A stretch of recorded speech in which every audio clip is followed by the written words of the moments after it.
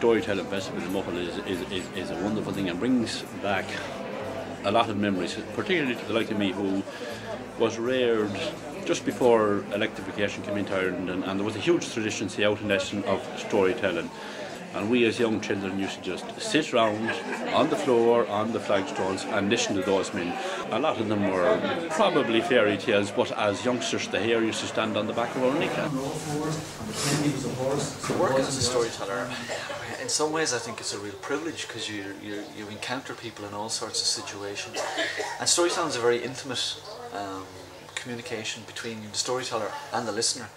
Because it is definitely a two-way communication. People often ask about, what makes a good storyteller? And one of the most important things is to be able to listen. Be able to listen with your ears, but more than that, to be able to listen with something else that, you can tune into people and read what's going on. Because to me, there's a communication there all the time that if you're not aware of that, well then you're not really storytelling. You're just reciting stuff, which I think is different. Anyhow, and the next animal he met was a big, tall animal with a big, long neck. The frog looked up and said, "Hello, who are you? And what do you like?" That animal said, "I'm a giraffe, and I eat leaves from the top." And to me, the key to any good story is one that I love the story. And in that sense, it's a story that it kind of sits with you in the type of person you are. It's more than just like, oh, I hear that story and that's a wonderful story. Because there are stories I've heard tellers tell, and I've just sat there entranced by them, but I know that I would never tell them. And why not? Well, I just know that in me it wouldn't sit well with me as a teller and as a person. They say he was the strangest man you'd ever want to meet. He didn't like the towns at all, and he kept to the quiet streets. But mostly he was in the fields. He always wore a cap, the same one for a Sunday as for riding up the gap. And no one has a photo of this man. No one seemed to know his plan. He was lonely as a baby and as gentle as a child. It seems he often spoke of Oscar Wilde. Some people dip into the tradition for their stories, and there are, I think in a way, a story is a collection of the wisdom of the people throughout time. In many ways, the Old Testament is a collection of stories that were put into some kind of order, stories that have been around for long before they were actually committed to paper. And so you have all those kind of truths and stories and theories wrapped up into the stories that some people tell. But I think stories are being told all the time. I used to do a radio programme for BBC. I still do one, but this was one relating to people and their stories. And I used to go around interviewing what we call characters, people who appeared to be a bit different. And the more I interviewed, the more I met. And, you find all these people who are just different and not afraid to be different, thank God. But I remember it's in the time of quarter-inch tape, and you would record all these reels of tape, and there was a producer at BBC whose job it was to cut it down into a much shorter story. But I collected amazing stories, and I remember her saying to me one day, she said, "Do you know any normal people at all?" And I said, "I've never met a normal person in my life, and if ever I do, I'd run as hard as I can in the opposite direction." I was at a wake one night and they were asking the woman what had happened to her man, and she said, "Well, he was in bed this morning and he took a wee turn and he died." And the man who had just come in, he said, "Well, he said it could have been worse if he had taken the turn coming down the stairs. He might have fallen down and got killed or something like that." I set out more or less as a singer, songwriter, and many of the songs that I write tell stories, so they're stories set to music. But the introductions to the songs have become longer and longer over the years, so people have been asking me to storytelling festivals. I know just looking at you can sing this, no trouble.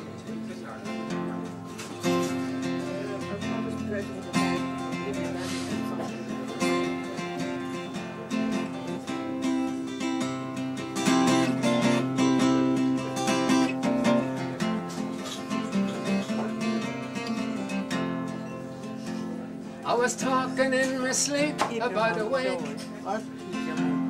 I'm sorry for your trouble now, says I awoke and thought of all the things we say at the place where people come to laugh and cry.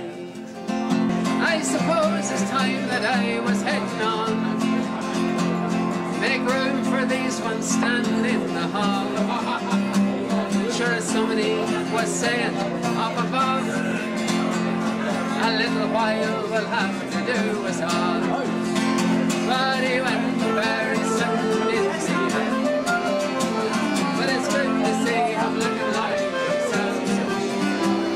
And he never done nobody no harm, except courage to himself.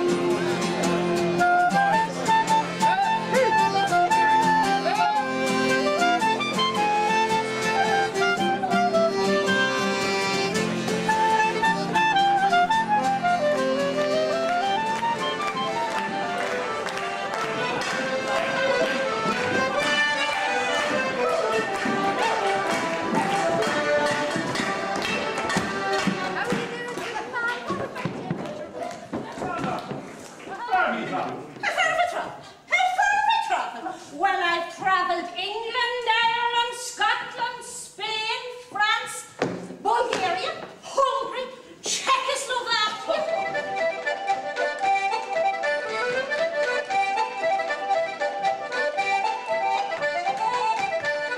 There's a long tradition of storytelling in this area.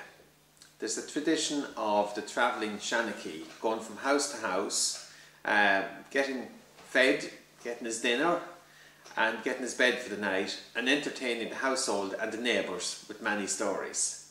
My grandmother often told me about travelling shanachie who came to their house in Sesha in Carrigallen during my grandfather's day, and it was very entertaining. They enjoyed having them, and they'd have a great evening of storytelling and music with all the neighbours in.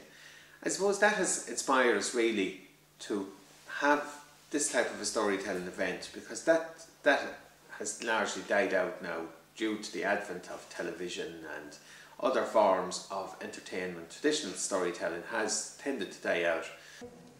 Now he came to our town as a man of renown, and peace was, he said, his desire. Still, he'd frequently state what would be the sad fate of the man who molested Maguire. Community is very important. It brings people together in to hear the storytelling. People in the community are involved in the organisation, and it brings people working together and working towards a goal, and it's very important in that regard.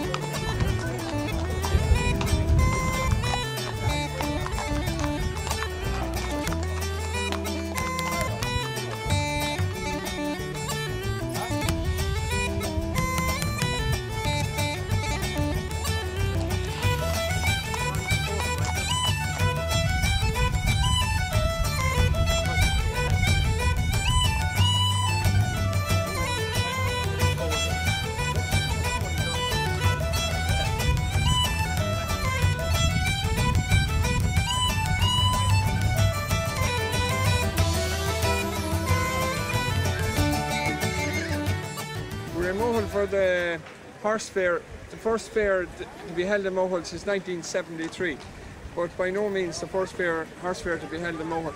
The fair in Mohill goes back to the 16th century, and there's been fairs held in Mohill all the years right up until 1973. We revived it in conjunction with the storytelling weekend, and we are, to say the least, surprised by the amount of people that turned out on the day. Mohill is now re-registered on the map as the venue for one of the best horse fairs in the west of Ireland.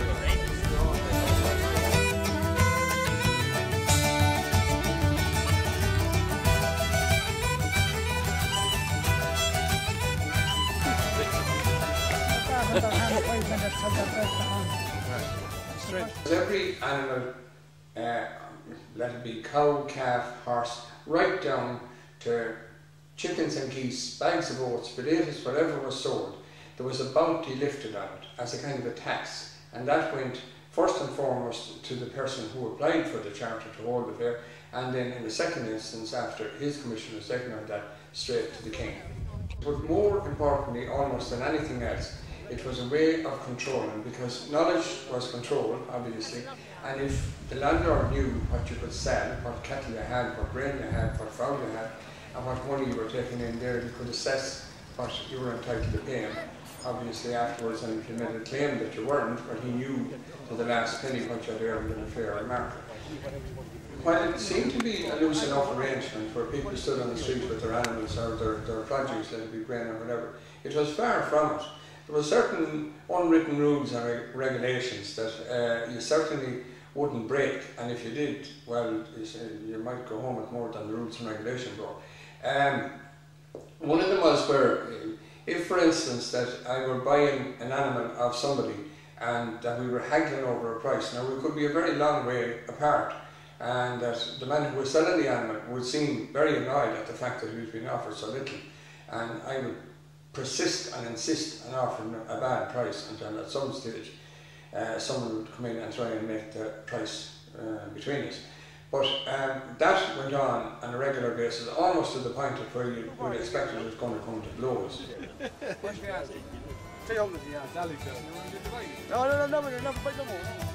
Ireland to attend Mohill here this year, the finest of horses that ever could be seen. There's a fine looking horse there, look. I'll take 300 euros from 300. Oh, you're carrying on bad. I'm not.